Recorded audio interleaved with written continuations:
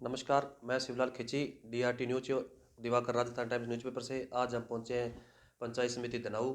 उसकी ग्राम पंचायत है अपने दीनगढ़। सरपंच श्रीमती तुलसी देवी, उनके जनप्रतिनिधि है श्रीमान जी कृष्णाराम जी चौधरी। इनसे खास मुलाकात के अंदर बात करेंगे जो भी 2.5-3 साल का कार्यकाल गुजरा, कैसा रहा, जनता का प्यार कैसे मिला। सर नमस्कार। नमस्कार अण्णा।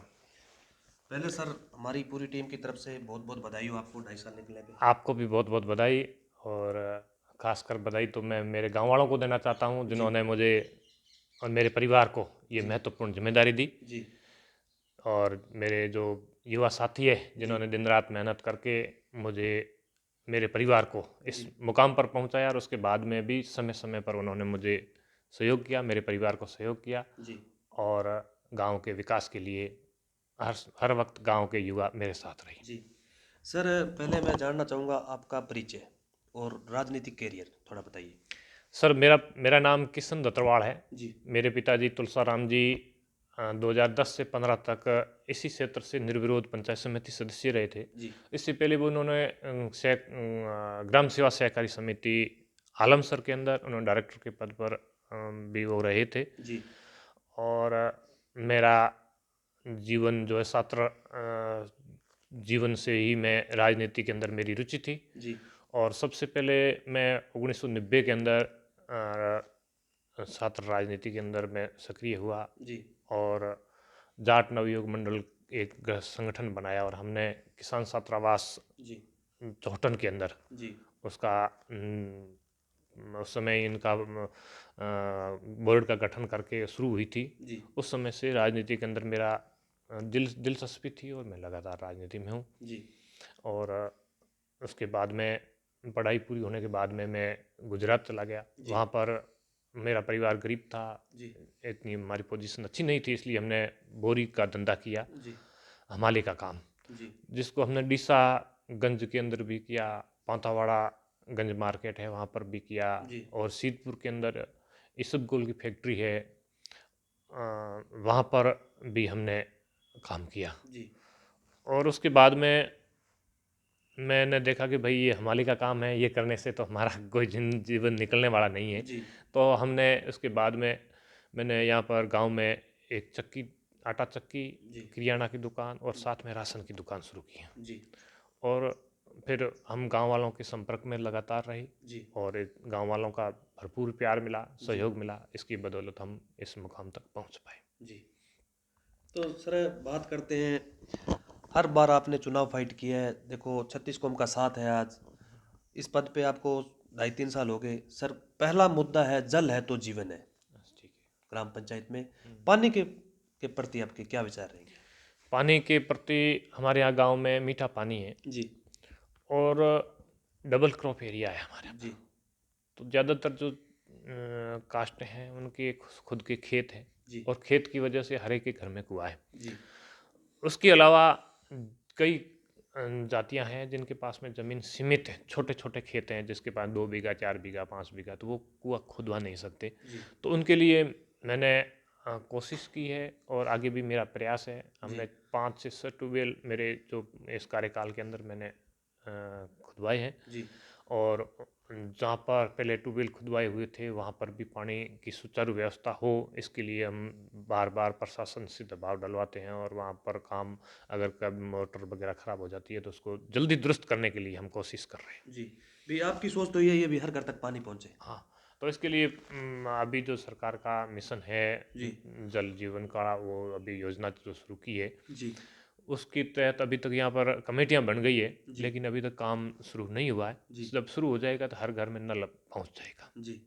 सर एक अहम मुद्दा है, स्वच्छ भारत मिशन के तहत ग्राम पंचायत में साफ सफाई के प्रति क्या विचार है आपके। हमारे मेरी ग्राम पंचायत के अंदर सब लोग ज़्यादातर ठाणियों में ही रहते हैं। जी मतलब 98%, 99% यहाँ पर कोई गांव संगठित समूह में रहते नहीं हैं। जी और ज़्यादातर लोग जब ढाणियों में रहते हैं तो वो अपने घर की साफ़ सफाई, वैसे ही घर की यहाँ पर हमारे रिवाज है। जी सुबह महिलाएं उठती है तो सबसे पहले घर को साफ़ सफाई कर करके पूरे घर का जो दरवाज़ा है उसके बाहर तक जी वो साफ़ करती है। जी और लोगों को हम समय समय पर मीटिंगें करके और भी कहते हैं कि जो गंदगी है उसको एक कचरा डब्बा रखो, डिब्बे के अंदर डालो और वहाँ उसका निस्तारण कर दो, जी गड्ढा खोद के उसमें डाल दो, जिससे हमारे क्या है कि कंपोस्ट खाद भी तैयार हो जाएगी। जी और दूसरा है यहाँ पर जो शौचालय की, जी पहले शौचालय नहीं थे, लोग खुले में जाते थे, तो अब शौचालय की व्यवस्था भी लगभग करीब करीब हर घर के अंदर है। जी इसलिए इस स्वच्छ भारत मिशन के अंदर हमारे गांव ओडीएफ है जी और अच्छा काम चल रहा है। जी। तो ये सार्वजनिक जो शौचालय है, आपने ये कहाँ का निर्माण करवाया हमने? हमारे यहाँ पर सामूहिक रूप से तो लोग कम ही रहते हैं। एक हमारे दीनगढ़ गांव के अंदर वहाँ पर 30-40 घरों की बस्ती है, जी वहाँ पर हम सार्वजनिक शौचालय का निर्माण करवाया है। जी और स्कूलों के अंदर, हर स्कूल के अंदर सार्वजनिक शौचालय है, जी लड़कियों के लिए अलग है, लड़कों के लिए अलग है। जी और ग्राम पंचायत में भी है। जी और जहाँ जहाँ सार्वजनिक स्थल है वहाँ जी पर हमने हर जगह सार्वजनिक शौचालय का निर्माण करवाया है। जी। तो सरपंच साहब, बात करते हैं, अहम मुद्दा है शिक्षा। बालिक और बालिकाओं के लिए शिक्षा के प्रति क्या विचार है? शिक्षा एक वो शेरनी का दूध है जो पिएगा वही दौड़ेगा। ठीक है, शिक्षा को लेकर आपके क्या विचार है?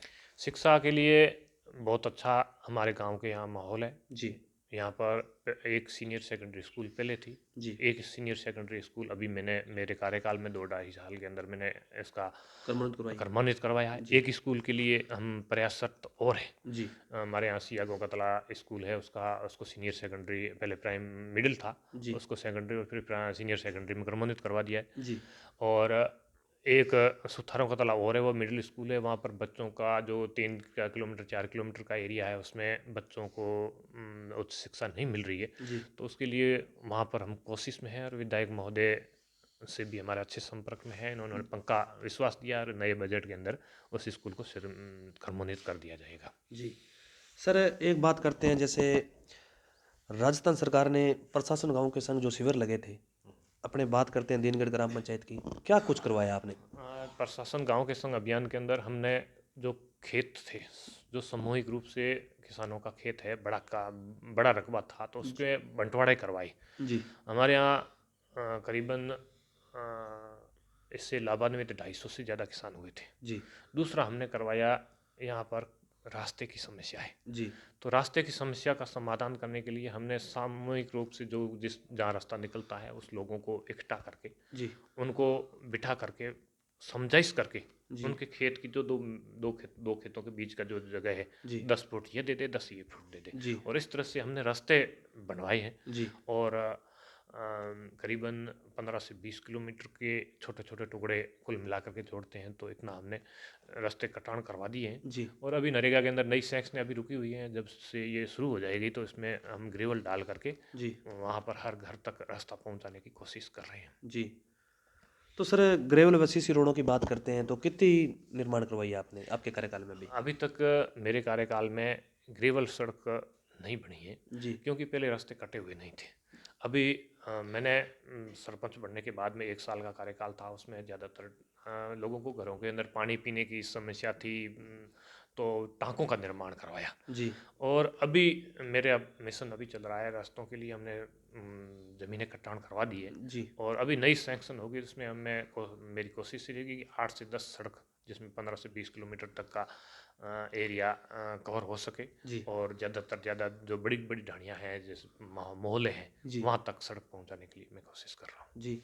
सर, एक बात करते हैं पीएम आवास। आपके कार्यकाल में कितने निर्माण हुए अभी और कितने पेंडिंग में चल रहे हैं? पीएम आवास के अंदर एक समस्या है हमारे यहाँ पर, सिर्फ अभी नई जो 2017 वाली लिस्ट है उसमें सिर्फ 80 आवास ही सैंक्शन हुए। जी उसमें क्या है कि करीबन 450 आवास जिन लोगों को वो वो हकदार थे, जी फिर भी पीछे रह गए, क्योंकि उस समय ये उनको जियो टैग नहीं किया था। जी ग्राम सेवक जो वहाँ पर उस समय था, सरकार का कोई स्पष्ट निर्देश भी नहीं था, तो इसलिए उनको ऑनलाइन जियो टैग उन लोगों की नहीं की, इसलिए जी वो वंचित रह गए।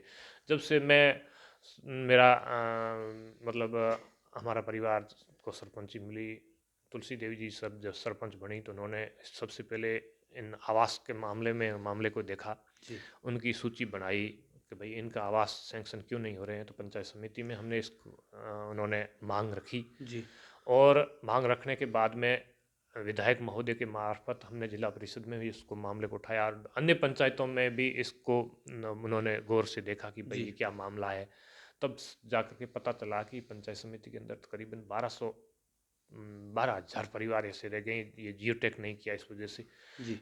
तो फिर हमने हमारे विधायक है पद्माराम जी है और अन्य विधायकों को भी साथ ला करके उन्होंने जयपुर में मामला उठाया और पंचायत राज मंत्री ने वहाँ से लिख करके जियोटेक के लिए जो साइट है वो जी। केंद्र सरकार के हाथ में होती है उसको खोलने की। तो केंद्र सरकार को लेटर लिखा, उसके बाद में काफ़ी टाइम ज़्यादा हुआ नहीं किया तो फिर उन्होंने रिमाइंड लेटर भी 2-3 बार लिखा है। जी। और मेरा केंद्र सरकार के जो मंत्री है उनसे भी हमारा निवेदन है कि गरीब लोग हैं उनको मकान के वो वाकिफ हकदार हैं जी। और मेरी पंचायत के भी 450 लोग ऐसे हैं वो इस प्रधानमंत्री आवास से वंचित रह रहे हैं। जी। तो उसको साइट को दोबारा खोले और इनका जियोटेक हो और इस सूची में इनका नाम आए और उनको भी आवास उपलब्ध हो, जी। इसी में कामना करता हूँ। जी। सर बात करते हैं आगे 2023 आ रहा है, 36 कौम ने मिलकर आपको चुनाव जिताया, 2.5-3 साल का कार्यकाल गुजर गया, आगे भी कार्यकाल पड़ा है अभी आपका, क्या संदेश देना चाहते हो नए साल पे? नए साल के लिए मेरा संदेश है कि सभी लोग अमन चैन से रहें, भाईचारे से रहें जी। और आपसी मनमुटाव कम रखें। कोई हो जी। तो उसको अपने आप बैठ करके उसको अपने घरों में जी। बैठ करके बड़े बुजुर्गों की सलाह से उसको निपटा दें। जी। पुलिस के मामले में न पड़े जी। और राजनीति के अंदर भी न पड़े, क्योंकि राजनेता लोग हैं वो उनका मकसद होता है कि अगर दो भाई हैं वो आपस में लड़ते हैं जी। तो लड़ेंगे तो एक मेरी तरफ आ जाएगा, वो दूसरी की तरफ है तो वो मेरी तरफ आएगा और एक उनकी तरफ आएगी। इस जी। तरह की उनकी नीतियाँ होती है तो जी। उनके चक्कर में भी न पड़े और आपसी सलाह मशवरा करके कोई भी जो मामला है उसको निपटाए ताकि गांव के अंदर अमन और शांति रहे। जी। यही संदेश है मेरा। धन्यवाद सरपंच साहब, आपने हमें 10 मिनट टाइम दिया, धन्यवाद आपका। बहुत बहुत धन्यवाद आपको भी।